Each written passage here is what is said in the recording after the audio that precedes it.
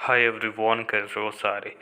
तो कुछ आपके मन में सवाल आ रहा है सेंट्रलाइज पोर्टल के रिगार्डिंग, तो सोचा एक वीडियो ही बना देता हूँ इसके रिगार्डिंग। छोटा सा वीडियो रहेगा, थोड़ा सा आपका कन्फ्यूजन दूर हो जाने वाला है। और साइट का रह गया, साइट का जो पिन आपका इनकॉरेक्ट बता रहा है, मैं देख रहा हूँ उसका। ठीक है, जैसे ही मुझे मिलता है फिर नया पिन मैं आपको बता दूंगा। अभी तक मुझे भी नहीं मिल पाया, इसलिए आपको नहीं बता पा रहा हूँ।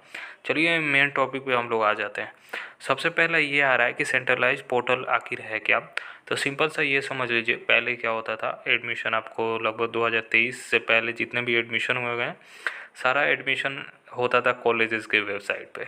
जैसे कि मान लीजिए कोई कॉलेजेस को अगर टारगेट कर रहे थे आप, जैसे गोयनका कॉलेज को ले लेते हैं फॉर एग्जांपल, आप जो भी कॉलेजेस को ले लेते हो, तो गोयनका कॉलेज में क्या होता था कि उनका एक अलग से अप्लीकेशन फॉर्म रिलीज किया जाता था उनके ऑफिशियल साइट पे। वहाँ पे जाके उनको फॉर्म फिलअप करना पड़ता था और आपका एडमिशन, उनका जो भी प्रोसीजर था, मेरिट बेस आपका एडमिशन होता था। तो वहाँ पे कट ऑफ वाइज जो भी जिसका जितना अच्छा नंबर है उसी हिसाब से ये लोग सीटों के हिसाब से लिस्ट निकालते थे। आप जितना मान लीजिए 400 सीट है फॉर एग्जांपल मैं बता रहा हूँ, तो 400 सीट है तो 400 बच्चों को सिलेक्ट करते थे जिनका अच्छा मार्क्स हो। उसके हिसाब, उसके बाद जैसे ही वो उनका एडमिशन हो जाता था, फिर उनमें से कोई कोई एडमिशन नहीं ले पाते थे, फीस पेमेंट नहीं करते थे, तो उनका जो बच जाता था उनमें से सीटें फिर अगले राउंड के लिए भेज दिया करते थे। तो ऐसा कुछ एडमिशन पोर्टल होता था, मतलब आपको अप्लाई करना पड़ता था कॉलेजेस के वेबसाइट पे। अब क्या हो गया है कि सेंट्रलाइज पोर्टल एक अलग से बनाया गया है गवर्नमेंट ऑफ वेस्ट बंगाल की तरफ से। इसमें क्या होगा कि जितने भी कॉलेजेस हैं पार्टिसिपेट कर रही हैं, बहुत सारे यूनिवर्सिटी भी वेस्ट बंगाल की पार्टिसिपेट कर रही है, जिसमें यूनिवर्सिटी ऑफ कलकत्ता भी है।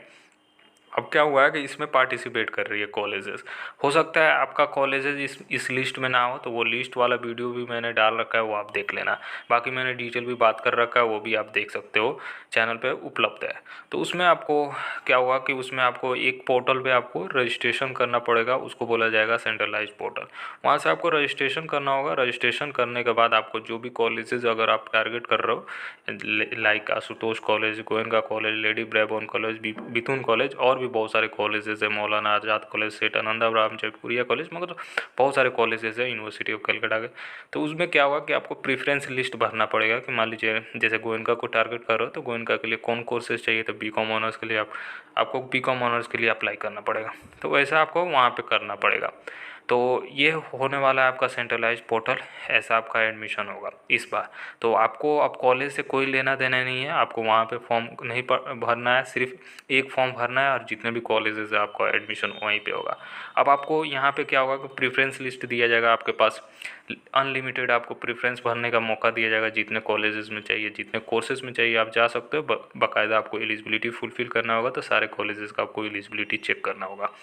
ठीक है, तो इसलिए आपको वो चीज़ें ज़रूरी हो जाती है कि आपको एलिजिबिलिटी आपको फुलफ़िल करना पड़ेगा।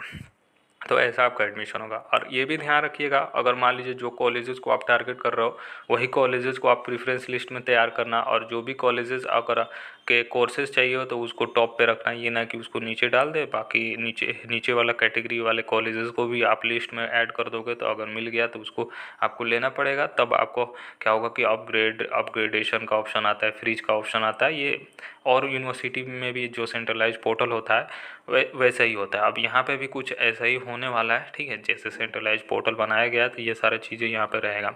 अब इसमें क्या होगा, गलतियाँ बहुत सारी होंगी।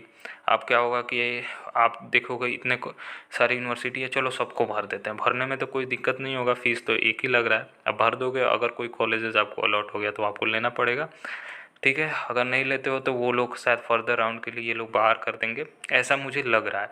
बाकी अब गाइडलाइन आने दीजिए, उसके बाद मैं बताऊंगा गाइडलाइन में कि कैसे आपको, अगर मान लीजिए सीट मिल जाता है तो आपको कैसे आपको सीटों को लेना है, एक्सेप्ट करना है या फीस पेमेंट करना है वगैरह वगैरह। इसमें बहुत सारे टर्म एंड कंडीशन आने वाले हैं। इसलिए तो सिंपल से आप समझ लीजिए सेंट्रलाइज पोर्टल आखिर है क्या। आपको सिंपल से कॉलेजेस को वेबसाइट पर आपको फॉर्म नहीं भरना है, सेंट्रलाइज पोर्टल पे आकर फॉर्म भरना है। वहाँ फिर से फॉर्म भरिएगा, कॉलेजेस को वहीं से आपका एडमिशन होने वाला है, वहीं से अलॉटमेंट होगा। ठीक है, वहाँ से अलॉटमेंट हो जाएगा तो कॉलेजेस आपका जो भी फिजिकल वेरिफिकेशन के लिए बुलाएगी वहाँ से आपको जाना पड़ेगा। ऐसा कुछ होने वाला है, यही है आपका पोर्टल। ठीक है, अब जैसे गाइडलाइन आएगा वो मैं बताऊंगा। बाकी मैं अपने एक्सपीरियंस के हिसाब से ये चीज़ें बता रहा हूँ, हो सकता है थोड़ा बहुत कुछ चेंजेस हो तो मैं बता दूंगा। बाकी जहाँ पे भी सेंट्रलाइज पोर्टल बनाया गया है, जैसे दिल्ली यूनिवर्सिटी का कॉमन सीट एलोकेशन सिस्टम है, तो ऐसा ही आपका होता है। तो हो सकता है ऐसा ही यहाँ पे हो, मुझे जहाँ तक लग रहा है। बाकी एडमिशन कैसे होगा, तो एडमिशन वही आपको कॉलेजेस के वेबसाइट पे ही आपको जो भी सेंट्रलाइज पोर्टल के ही वेबसाइट पे आपको रजिस्ट्रेशन करने के बाद वहाँ से आपको कोर्सेज कॉलेजेस का कोर्सेज सेलेक्ट करना पड़ेगा। वहाँ से आपको एडमिशन अलॉटमेंट होगा आपके मार्क्स के हिसाब से, टोटली मेरिट बेस होगा, कोई एंट्रेंस आपको देना नहीं होगा, ये ध्यान रखिएगा।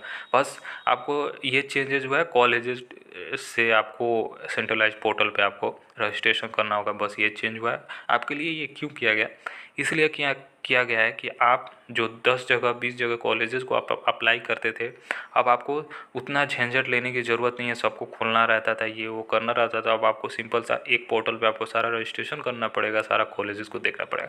अब डिपेंड करता है, बहुत सारे प्राइवेट इंस्टीट्यूट हैं, बहुत सारे माइनॉरिटी इंस्टीट्यूट हैं, बहुत सारे गर्ल्स इंस्टीट्यूट हैं, ठीक है। तो वो आपको देख लेना है कि कौन कौन सा इंस्टीट्यूट बाहर है। बाकी लिस्ट मैंने दे रखा है, वो लिस्ट पे आप चेक करो, उस लिस्ट को आपको देखो, ठीक है। जो कॉलेजेस आपको टारगेट करना है उस लिस्ट में है तो जाहिर सी बात है आपको सेंट्रलाइज पोर्टल के थ्रू ही आपको एडमिशन लेना पड़ेगा। अगर उसमें लिस्ट में नहीं है तो डायरेक्ट जाओ उस कॉलेजेस के वेबसाइट पे, जो भी कॉलेजेस में जाना है, ठीक है, उसके वेबसाइट पे जाओ, वहाँ पे एडमिशन प्रोसेस से रिलेटेड वो लोग अपडेट दे रखे होंगे। अगर नहीं दिए होंगे तो थोड़े टाइम के बाद वो अपडेटेड आ जाएगा, ठीक है। ये चीज़ें क्लियर हो चुकी है। बाकी यही आपका सवाल था, काफ़ी पूछा जाने वाला सवाल था, तो मैं सोचा एक वीडियो ही बना देता हूँ इसके रिगार्डिंग। बाकी मैं टाइम टू टाइम जो भी मेरे लिए मुझे लगेगा कि कोई इंपॉर्टेंट टॉपिक है, मैं उसमें कवर कर दूंगा, ठीक है। तो यही रहने वाला है। बाकी मैं वीडियो जो भी रिलेवेंट होगा वही मैं अपलोड कर रहा हूँ अभी, क्योंकि मुझे भी मेरे भी क्लासेस अभी चलती है, तो मुझे भी थोड़ा सा बिज़ी रह रहा हूँ, तो इसलिए दिन भर उधर ही रह रहा हूँ। जितना भी मुझे टाइम मिल जा रहा है मैं कर देता हूँ, ठीक है। बाकी कोई भी कन्फ्यूजन आ रहा है आप हमें कमेंट करके बता सकते हो, किसी टॉपिक पे वीडियो चाहिए वो भी आप हमें बता सकते हो, ठीक है। होप ये चीज़ें डाउट क्लियर हो चुकी है। बाकी जैसे ओपन होता है वो गाइडलाइन आता है वो आपकी मैं बता दूंगा। बाकी आपका डिटेल वीडियो ऑलरेडी अवेलेबल है चैनल पे, वो देख सकते हो वीडियो वाले सेक्शन में, ठीक है। चलिए फिर मिलते हैं, आपसे बाय बोलते हैं और फिर मिलते हैं नेक्स्ट वीडियो में। तब तक के लिए बाय, टेक केयर और ख्याल रखिए अपना।